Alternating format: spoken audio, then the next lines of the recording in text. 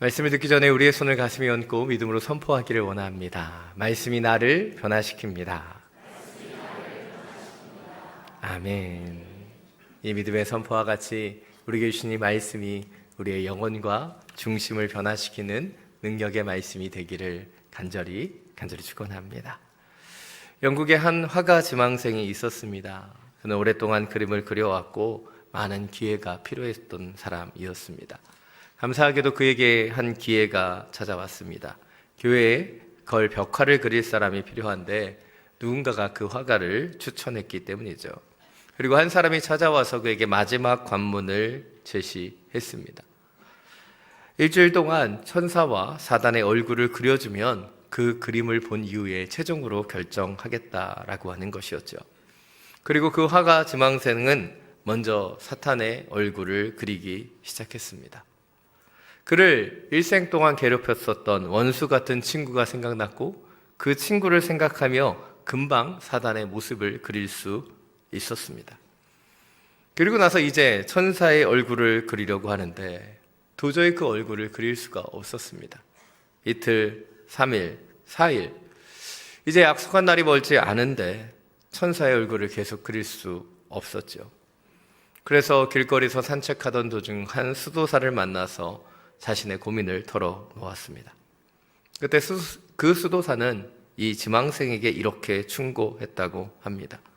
자신을 괴롭히는 그 친구를 용서하지 않고는 천사의 얼굴을 그릴 수 없을 것을. 그리고 그 화가는 하나님 앞에 회개하고 그 친구를 용서한 이후에 비로소 천사의 얼굴을 그릴 수 있었다라고 전해지고 있습니다. 사랑하는 여러분, 제가 이 이야기를 여러분에게 소개하는 이유는 무엇일까요? 여러분이 천사의 얼굴을 그릴 필요는 없을 텐데 왜 이 이야기를 여러분에게 이야기하는 것일까요? 그것은 이 이야기가 보여주는 것이 미움과 증오를 가지고는 천사의 얼굴조차도 그릴 수 없는 인생을 살아가게 된다는 것을 보여주기 때문이죠. 우리는 요셉의 이야기들을 살펴보고 있습니다. 그런데 이 요셉의 이야기가 참 감동적인 이유, 그것은 여러 가지가 있을 것이에요. 형들에게 노예로 팔렸던 요셉이 그 노예와 죄수의 신분을 넘어서 총리가 되는 놀라운 자수성가의 이야기가 들려지기 때문이기도 할 것입니다. 또한 요셉을 통해 야곱의 모든 집안이 구원을 얻는 그 이야기이기도 할 것이에요. 그러나 개인적으로 이 요셉의 이야기가 저의 삶 속에 진한 감동을 주는 이유, 그것은 바로 요셉이 자신을 노예로 판 그 형들을 용서하고 있기 때문입니다. 용서하고 있기 때문에. 오늘 본문은 우리에게 이야기하고 있습니다. 용서, 그것이 악을 선으로 바꾸는 것이다. 그러나 그 용서는 결코 쉽지 않습니다.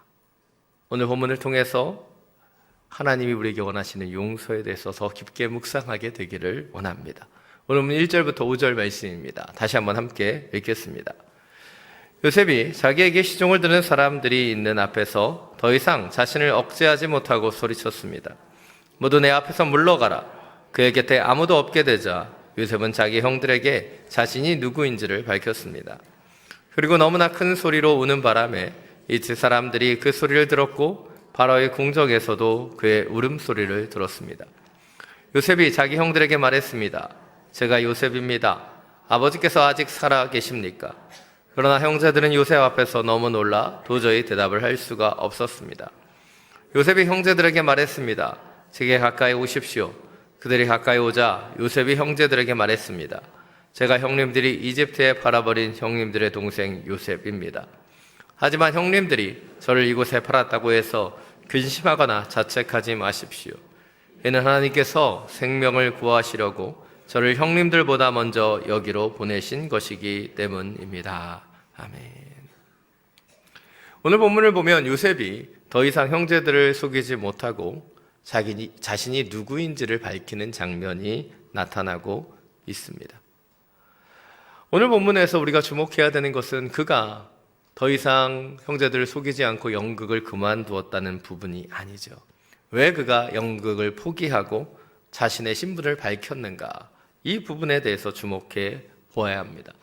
그리고 이것을 잘 알기 위해서는 우리는 두 개의 구절을 먼저 살펴볼 필요가 있습니다. 먼저 도단에서 구덩이에 던져졌던 요셉을 처리하는 과정에서 나타났던 말씀이죠. 창세기 37장 26절부터 27절입니다. 자막을 통해서 함께 읽겠습니다. 유다가 그 형제들에게 말했습니다. 우리가 우리 동생들을 죽이고 그 피를 숨긴다고 얻은 것이 뭐가 있겠느냐? 자, 그에게 손대지 말고 그를 이스마엘 사람들에게 팔아버리자. 어쨌든 그는 우리와 살과 피를 나눈 형제가 아니냐. 그러자 다른 형제들도 말을 들었습니다. 본문을 보면 유다가 요셉을 노예로 팔아버리자라고 하는 의견을 개진했고 주도적으로 실행했던 사람이라는 것을 알 수 있습니다. 그런데 창세기 44장을 보면 요셉이 베냐민을 이집트 땅에 붙잡아 놓기 위해서 그의 진꾸러미에 자신의 은잔을 숨기고 누명을 씌우죠. 그리고 형제들 앞에서 그것을 잡아낸 이후에 분노의 메소드 연기를 보여주지 않습니까? 그때 바로 이 유다가 나서서 베냐민을 위해 변명하고 아버지를 위해서 이렇게 제안하고 있는 것이죠. 창세기 44장 33절부터 34절 말씀입니다. 함께 읽겠습니다.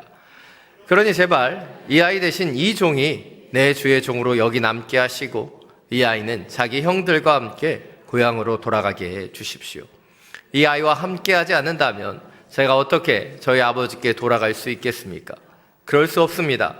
저는 저희 아버지께서 불행한 일을 당하시는 것을 참아 볼 수 없습니다.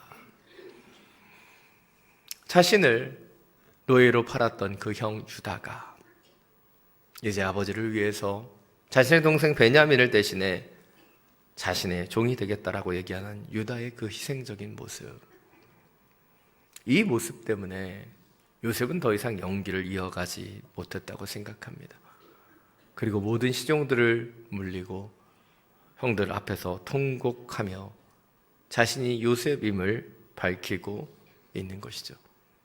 그리고 오늘 본문 5절에서 그는 진심을 담아서 말하고 있습니다. 하지만 형님들이 저를 이곳에 팔았다고 해서 근심하거나 자책하지 마십시오. 이는 하나님께서 생명을 구하시려고 저를 형님들보다 먼저 여기로 보내신 것이기 때문입니다. 이 구절에서 가장 중요한 것, 그것은 요셉이 이미 형들을 용서하며 말하고 있다는 것이죠. 요셉이 이렇게 형들을 용서할 수 있는 이유가 무엇일까요? 요셉이 연기를 하면서 형들을 충분히 뺑뺑이 돌렸다고 생각했기 때문에 용서했던 것일까요? 아닙니다. 요셉은 이 모든 사건을 통해 자신에게 일어났던 그 고난을 하나님 안에서 온전히 해석했기 때문이에요. 여러분, 요셉의 인생을 생각해 보기를 원합니다. 요셉이 17세에 노예로 팔렸어요. 13년 동안의 고난의 시간 이후에 30세의 총리가 되었습니다. 그리고 형들을 다시 만난 것은 그로부터 9년의 시간이 흘러서 바로 7년의 풍년과 2년의 흉년이 거친 바로 그의 39세 나이에 그는 형들을 다시 만났습니다. 그리고 형들이 그에게 와서 절을 했을 때 그때서야 그는 그가 어린 시절에 꾸었던 꿈을 다시 기억해 냅니다. 요셉이 이미 형들을 용서했다면 사실 그가 9년의 시간 동안에 이집트의 총리로 있었던 이전의 9년의 시간 동안에 이미 아버지와 어머니를 찾아갔어야 하지 않았을까요? 그러나 그도 용서하지 못했던 시간들이 충분히 있었다는 거예요. 그런데 형님들이 다시 찾아왔을 때 그는 다시 한번 묵상하며 하나님이 자신의 인생을 계속 개입하시고 간섭하신 것을 해석할 수 있었고, 형들에 대한 원망과 미움을 내려놓고 하나님의 섭리로 그것을 온전히 받아들일 수 있었다는 거예요. 이것이 오늘 첫 번째 포인트입니다. 우리의 인생을 사람 중심이 아니라 하나님 중심으로 바라봐야 돼요. 그때 우리는 하나님의 섭리 안에서 우리의 인생을 해석할 수 있게 된다는 것이죠. 우리 가운데 상처 없는 사람은 없습니다. 과거의 상처도 있고 아픔도 있습니다. 그리고 안타깝게 이 상처는 가까운 가족이나 친구로부터 왔을 때가 너무나 많이 있지 않습니까? 상처 없는 인생을 살아간다는 것은 불가능하다는 것이죠. 고 하영조 목사님은 누가 상처를 주면 No thank you 하고 받지 말라고 얘기하셨어요. 그리고 이찬수 목사님은 상처받고 자녀가 들어왔다고 얘기하자 내일 다시 돌려주고 오라고 권면하셨다고 이야기하는 것을 들었습니다. 그런데 우리는 어떠합니까? 상처를 완전히 거부하거나 받은 상처를 돌려주는 것 결코 쉽지 않습니다. 그 상처를 흘러보내는 것, 그 인생을 살아가는 건 결코 넉넉지 않아요. 그런데 요셉이 형들을 향한 분노와 또 복수의 화신으로 살아가는 그 인생을 살지 않고 그가 형제들을 용서할 수 있었던 이유가 무엇일까요? 그것은 상처를 준 형들이 아니라 하나님을 바라보았기 때문이에요. 그리고 하나님 앞에 기도하며 하나님의 섭리로 그의 고난과 아픔과 연약함을 해석할 수 있었기 때문이죠. 산 여러분, 여러분이 지금 혹시 바라보고 있는 사람들이 누구입니까? 여러분에게 상처를 주었던 누군가입니까? 그렇다면 여러분의 시선을 바꾸십시오.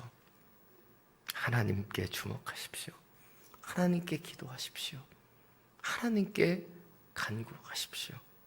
그리고 하나님 앞에서 이 아픔과 상처를 주님의 섭리 안에서 해석할 수 있는 저와 여러분이 되시기를 간절히 축원합니다. 오늘은 6절부터 8절입니다. 다시 한번 함께 읽겠습니다. 2년 동안 이 땅에 흉년이 들었지만 앞으로도 5년 동안 밭을 갈지 못하고 추수도 하지 못합니다. 그러나 이 땅에서 형님들의 자손들을 보존하시고 큰 구원을 베푸셔서 형님들의 목숨을 살리시려고 하나님께서 미리 저를 보내신 것입니다. 그러므로 저를 여기에 보내신 분은 형님들이 아니라 하나님이십니다.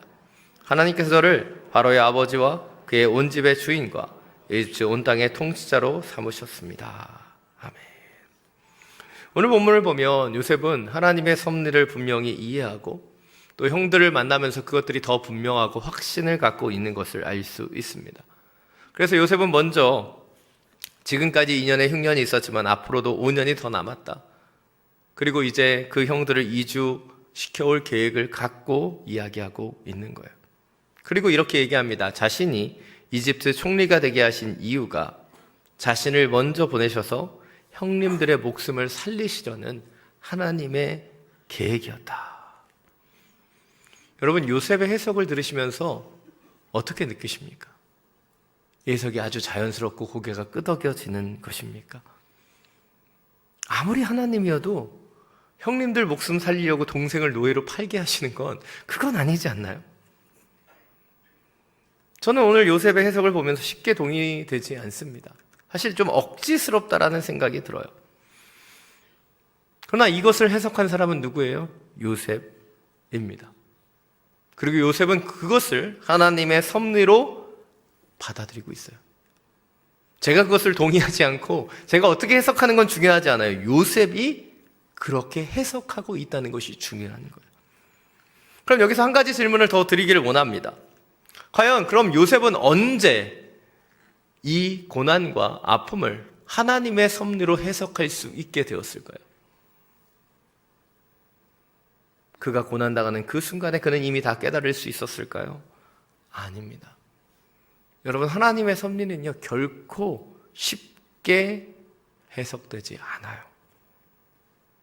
아마 요셉은 살아오는 그 고난의 시간 동안에 이렇게 질문했을지도 모릅니다. 내가 왜 이집트에 팔려야만 했을까? 왜 난 열심히 살아오는데 왜 누명을 쓰고 감옥에 갇혀야 됐을까? 그가 고난받았을 때만 그랬을까요? 아니에요. 이후에 이집트의 총리가 되었을 때도 그는 질문했을 것입니다. 왜 갑작스럽게 내 삶을 이렇게 바꾸시는 걸까? 왜 이런 역사를 나에게 나타나게 하셨을까? 그는 계속해서 묵상했을 거예요. 그런데 그 당시는 이해하지 못했지만 형들이 다시 그를 찾아와 곡식을 구하기 위해 이집트의 총리에게 절하는 그 순간에 어린 시절 꾸었던 그 꿈이 생각나면서 그는 그가 이해하지 못했던 수많은 물음표들이 주님의 섭리 안에서 느낌표로 바뀌어지는 것을 경험하게 되었다는 거예요. 이것이 오늘 두 번째 포인트입니다. 우리는 당장 우리의 삶의 문제들을 다 해석할 수 없어요. 다 이해할 수 없습니다. 그러나 계속되는 묵상을, 계속되는 기도를 통해 하나님의 섭리를 온전히 해석해 가야 한다는 거예요. 우리가 다 이해할 수 없을지라도, 다 해석할 수 없을지라도 그리스도 예수 안에서, 주님의 그 섭리 안에서 그것을 바라보고 나아가야 하는 것이죠. 우리가 잘 아는 찬송가 310장은 이렇게 고백합니다.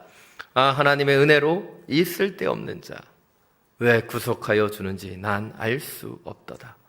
내가 믿고 또 의지함은 내 모든 형편 아시는 주님, 늘 보호해 주실 것을 나는 확실히 아네. 찬송가 가사를 계속 비춰주십시오. 이 가사를 잘 보시면 이 찬송가의 저자는 우리가 이해할 수 없는 것과 우리가 이해할 수 있는 것을 정확히 구분하고 있다는 거예요. 찬송가 저자는 그분의 구속과 구원을 이해할 수 없다고 고백하죠. 그렇습니다. 우리도 이해할 수 없는 것들이 너무나 많아요. 내 삶의 사건들, 문제들, 우리는 다 이해할 수 없습니다. 그러나 찬송가 저자는 뭐라고 얘기하고 있습니까? 그가 이해하고 있는 것, 그가 이해할 수 있는 것, 그가 확신할 수 있는 것이 무엇이에요? 바로 주님이 우리를 늘 보호해 주신다는 것. 그것을 그는 확신한다라고 고백하고 있는 거예요. 사랑 여러분, 우리의 인생은요, 하나님의 놀라운 섭리와 비밀을 알아가는 여정입니다. 우리가 젊었을 때, 혈기왕성할 때, 우리가 똑똑하고 우리의 지혜로 살아갈 때는 알지 못했던 것, 그것이 주님의 은혜 안에서, 주님의 섭리 안에서 하나씩 하나씩 이해되는 것이 우리의 인생이라는 거죠. 우리는 우리의 삶의 고난을, 아픔을, 고난을 이해할 수 없어요. 그러나 하나님의 때가 되었을 때, 하나님의 섭리 가운데 이것을 바라보게 되었을 때, 그렇게 그 아픔을 통해 나를 낮추셨구나, 이 고난을 통해 하나님이 나를 부르셨구나, 이 질병을 통해 기도하게 하셨구나 라는 것을 이해하게 되는 것입니다. 사랑 여러분, 우리의 인생의 여정은 단순히 우리의 원하는 결과나 풍요를 향하여 달려가는 다름질이 아니에요. 우리의 인생은 하나님의 섭리를 깨닫는 영적인 시간이라는 거죠. 그 영적인 시간으로 이 하나하나를 돌아보며 우리의 인생의 좌절과 아픔이 주님의 품으로 부르시는 시간이었고, 이 아픔과 상처가 하나님의 도구로 더욱더 순종할 수 있도록 우리를 사용하기 좋게 만드시는 그 과정이 아닌가 보게 된다는 것이죠. 비록 우리가 먼저 그분의 뜻과 섭리를 다 알 수 없을지라도 계속해서 기도하며 묵상하며 우리를 향한 하나님의 섭리를 깨달을 수 있는 우리 모두가 되기를 간절히 축원합니다. 마지막으로 오늘 본문 15절부터 21절 말씀 함께 읽겠습니다. 요셉의 형제들이 아버지의 죽음을 보고 말했습니다. 혹시 요셉이 우리에게 원한을 품고 우리가 그에게 했던 모든 잘못에 대해 안갚을 하면 어떻게 하지? 그들이 요셉에게 전가를 보냈습니다. 아우님의 아버지께서 돌아가시기 전에 이런 지시를 하셨습니다. 정말 간절히 부탁한다. 비록 내 형제들이 내게 악을 행해서도 너는 내 형제들의 죄와 허물을 다 용서해 주어라 하고 말입니다. 그러니 아우님 아버지의 종들, 하나님의 종들이 지은 죄를 제발 용서해 주십시오. 요셉은 이 말을 듣고 울었습니다. 그때 요셉의 형제들이 와서 그의 앞에 엎드리면서 말했습니다. 보십시오, 우리는 아우님의 종입니다. 요셉이 형제들에게 말했습니다. 두려워하지 마십시오. 제가 하나님을 대신하겠습니까? 형님들은 저를 해치려고 악을 꾀지만 하나님 지금 보시는 것처럼 그것을 선하게 바꾸셔서 오늘날 많은 사람들의 생명을 구하셨습니다. 그러니 두려워하지 마십시오. 제가 형님들과 형님들의 자식을 기르겠습니다. 요셉은 형제들을 안심시키며 부드럽게 말했습니다. 오늘 본문에서 다 읽진 않았지만 야곱이 자녀를 축복한 이후에 147세의 죽음을 맞이합니다. 그가 이집트에 왔을 때가 130세였기 때문에 17년의 시간을 요셉과 함께 이집트에서 보냈던 것으로 보여집니다. 그렇게 요셉과 요셉의 형들 그리고 야곱은 이집트에서 이미 17년의 시간을 살아왔어요. 그런데 요셉의 형들은 아버지의 장례식을 치른 이후에 불안해지기 시작합니다. 아무래도 그동안은 야곱이 요셉이 보복을 하는데 보호막이 되어 주었는데 아버지가 이제 없기 때문에 그들의 마음속에 그 불안이 들어온 거예요. 요셉의 눈치를 보면서 이렇게 생각했는지도 모릅니다. 요셉이 안갚음을 하면 어떻게 하지? 사연 여러분, 왜 요셉의 형들이 이렇게 생각했을까요? 그것은 첫 번째로 요셉의 형들은 그들이 용서받았다고 생각하지 않았기 때문이에요. 그리고 두 번째로 자기의 수준으로 요셉을 생각했기 때문입니다. 오늘 본문 16절 17절을 보면 요셉에게 형들이 전가를 보냅니다. 아버지의 유언을 전달하죠. 그 유언의 내용을 보면 간곡히 부탁한다. 내 형제들이 내게 악을 행했어도 너는 내 형제들의 죄와 허물을 다 용서해 주어라. 저는 개인적으로 야곱이 진짜로 이런 유언을 했는지를 잘 모르겠습니다. 형들이 뻥치고 있는 것 같아요. 왜냐하면 야곱이 이런 얘기를 할 거면 그냥 요셉한테 하면 되거든요. 굳이 형들에게만 할 필요가 없는데, 근데 성경을 너무 의심의 눈으로 보면 안 되겠죠? 성경은 정확하게 언급하고 있지 않습니다. 그러나 야곱의 유언이 중요한 것이 아니라 이 유언을 전하면서 형들이 요셉에게 진심 어린 사과를 하고 있다는 거예요.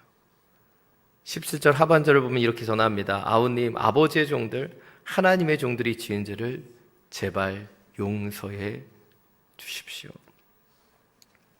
이 사과는 요셉이 11세의 노예로 팔려갔던 일에 대한 사과였죠.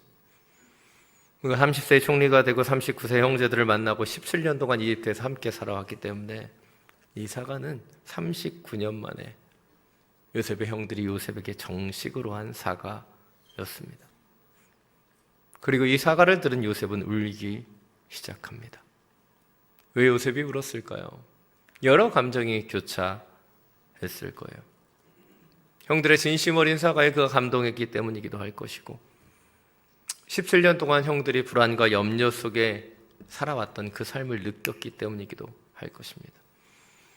또한 자신의 진심 어린 용서를 형들이 받아들이고 이해하지 못한 것에 대한 안타까움이기도 할 것이죠. 그래서 요셉은 형들에게 그들을 안심시키며 말합니다. 두려워하지 마십시오. 제가 하나님을 대신하겠습니까?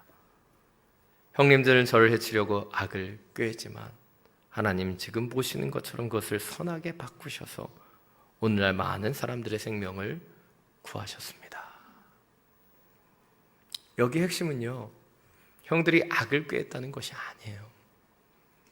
요셉이 얼굴을 찌그리면서 형님들이 악을 행하셨죠, 이렇게 협박하며 얘기하지 않았다는 거예요. 요셉이 얘기했던 것, 바로 그 악을 하나님께서 선으로 바꾸셨다는 거죠. 그리고 이 역사가 일어날 수 있었던 것, 그것은 바로 하나님께서 요셉에게 하나님의 섭리를 깨닫게 하시고 그 형들을 진심 어리게 용서했기 때문이었다는 거예요. 이것이 주목해보길 원하는 마지막 세 번째 포인트입니다. 우리는 하나님께서 우리에게 원하시는 것이 바로 악을 선으로 덮는 용서의 역사라는 것을 기억해야 돼요. 용서라고 하는 것, 그것은 이 세상의 악을 하나님의 선으로 덮어버리는 거예요. 사람의 이치는 눈에는 눈, 이에는 이입니다. 이 사람의 생각 때문에 요셉의 형들은 자신들이 용서받았다고 느끼지 못한 거예요. 왜입니까? 그들은 자신의 잘못에 대한 어떤 대가도 치르지 않았기 때문이에요. 요셉은 이미 용서했지만 형들은 용서받았다고 느끼지 못했어요. 왜입니까? 세상의 이치대로 바라보면 무언가 대가를 치러야 될 것 같은데 요셉은 어떤 대가도 요구하지 않았기 때문입니다. 그래서 성경은 요셉을 예수 그리스도의 예표라고 이야기하죠. 예수님은 은 30에 팔리셨지만 요셉은 그보다 좀 싼 가격, 은 20에 팔리잖아요. 그래서 그를 예수 그리스도의 예표라고 얘기하지 않아요. 그 가격 때문이 아니라 예수님께서 값없이 우리의 모든 죄를 대신한 것처럼 요셉이 형들의 모든 죄를 대신 감당하며 그 형들을 구원의 길로 인도했기 때문인 것이죠. 사랑 여러분, 요셉은 자신의 힘으로 자신의 생각으로 형들을 정죄하려고 하지 않습니다. 하나님의 섭리를 알았고 하나님의 뜻을 알았기 때문에 그 하나님의 마음을 가지고 형들의 그 악함을 주님의 선으로 덮고 용서했기 때문이에요. 이것이 가능했던 그것은 요셉의 마음속에 사람의 생각이 아닌 하나님의 생각이 주장했기 때문입니다. 로마서 12장 21절은 말합니다. 악에 지지 말고 선으로 악을 이기십시오. 선으로 악을 이기십시오. 자, 여러분, 미움과 증오와 복수는 세상의 방식이에요. 그러나 하나님의 방식은 무엇입니까? 이 용서를 통해서 그 악을 선으로 덮어가고 이겨가는 그것이 하나님의 방법이 아니겠습니까? 그런데 우리는 용서하는 것이 너무나 힘들지 않습니까? 증오가 쉽고 미움이 간단해요. 그런데 그 영혼을 어떤 대가도 없이 용서한다는 그것이 얼마나 어려운 일입니까? 그런데 하나님께서 우리 가운데 용서를 명령하시는 이유는 무엇이에요? 바로 이미 하나님께서 우리의 모든 것을 용서해 주셨기 때문이죠. 그리고 우리에게도 말씀하시는 거예요. 너도 가서 이와 같이 하라. 사랑 여러분, 우리가 주님과 날마다 동행해야 되는 이유, 그것은 주님과 동행하며 주님이 주시는 축복과 은혜를 얻기 위함이 아닙니다. 우리가 주님을 동행하는 이유, 주님의 그 뜻과 섭리를 깨달아야지만 이 세상이 주장하고 있는 악의 방식이 아닌 악을 선으로 이기는 하나님의 방식을 살아낼 수 있기 때문이 아니겠습니까? 사랑 여러분, 오늘 우리 가운데 나타나시는 그 하나님의 섭리를 바라보기를 원합니다. 다 이해할 수 없을지라도, 다 이해되지 않을지라도 주님이 우리와 함께 하시고 우리를 가장 선하게 인도하실 것을 신뢰하기에 하나님의 방법대로 주님이 시는 그 선으로 우리 가운데 증오와 미움과 모든 악함을 이겨낼 수 있는 구별된 하나님의 자녀로 살아갈 수 있는 한 분 한 분이 되시기를 간절히 축원합니다. 이 시간 하나님의 은혜로 함께 찬양하고 주 앞에 기도하며 나아가기를 원합니다.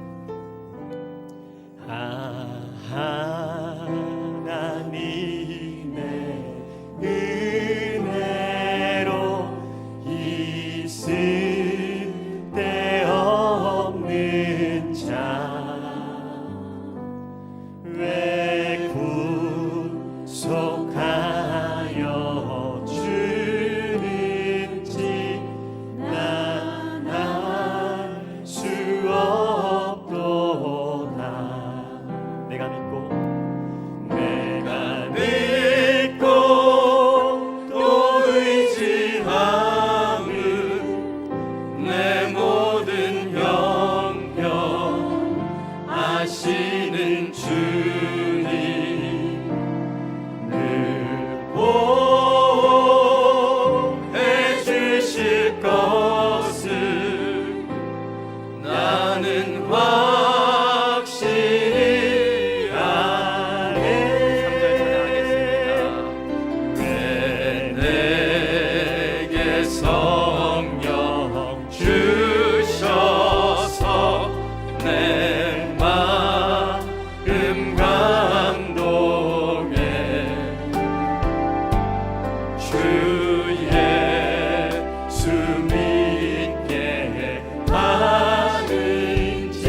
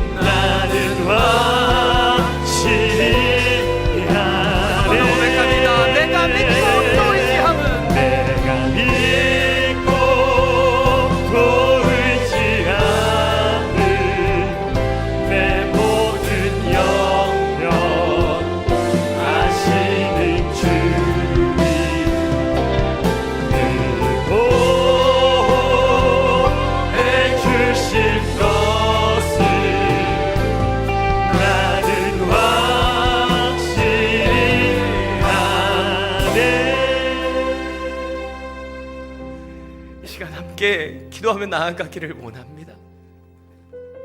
이 시간 기도할 때 주님, 우리의 인생 가운데 이해되지 않는 수많은 물음표들이 있습니다.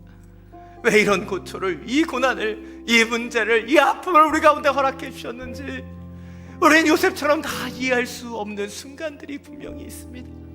그러나 주님 앞에 나아갈 때, 주님 앞에 기도할 때 주님의 때에 주님께서 해석해 주실 거예요. 주님, 하나님의 섭리 안에서, 주님의 은혜 안에서 나의 아픔과 고초를 해석할 수 있는 은혜를 허락하여 주옵소서.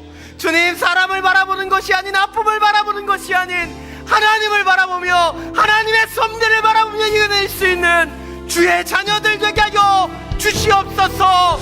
주님의 손길 앞에 맡겨드릴 수 있는, 주님 손으로 악을 이길 수 있는 주의 자녀들 되게 하여 주옵소서. 주님의 이름 한번 부르고 함께 기도하며 나아갑니다.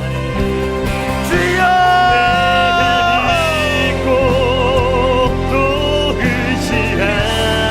우리의 약함을 고백합니다.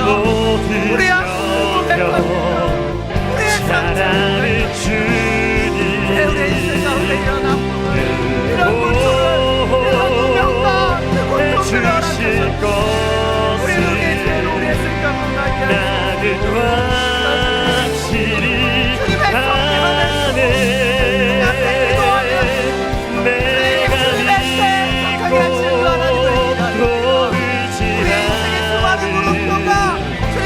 느낌표로 바뀌게 해주실 줄 하나님을 찬송하며 아시는 주님, 우리가 이해할 수 없는 것, 우리가 해석할 수 없는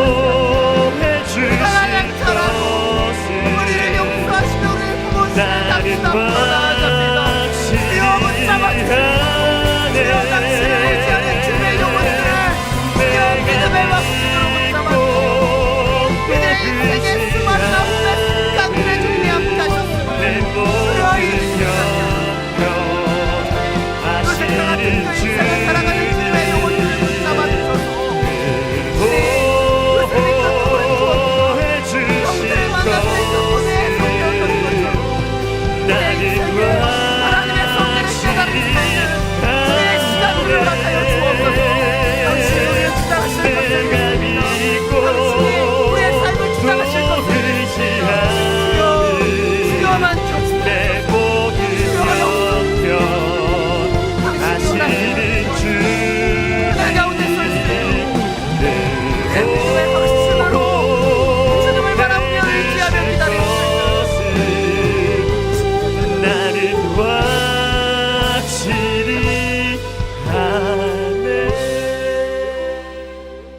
사랑이 많으신 주님, 우리의 약함을, 우리의 아픔을 당신 앞에 토해냅니다. 이해할 수 없는 인생의 수많은 물음표들을 가지고 당신 앞에 나아갑니다. 주님, 주님의 섭리 안에서 사람이 아닌 하나님을 바라보며 영적으로 해석할 수 있는 주의 자녀들 되기를 원합니다. 주님, 간절히 기도합니다. 악을 선으로 바꾸는 용서를 선포하는 주의 자녀들 되게 하여 주옵소서. 증오와 미움과 포복에 얼룩진 인생이 아니라 하나님의 은혜 아래 하나님의 선하심을 이 악한 세상 가운데 선포하는 용서의 사람으로 살 수 있도록 기름 부어 주옵소서. 주님만이 하실 수 있는, 주님 안에서만 가능한 그 용서의 능력을 부어 주시옵소서. 길이요 진리요 생명 되시는 우리 주 예수 그리스도의 이름으로 기도드립니다.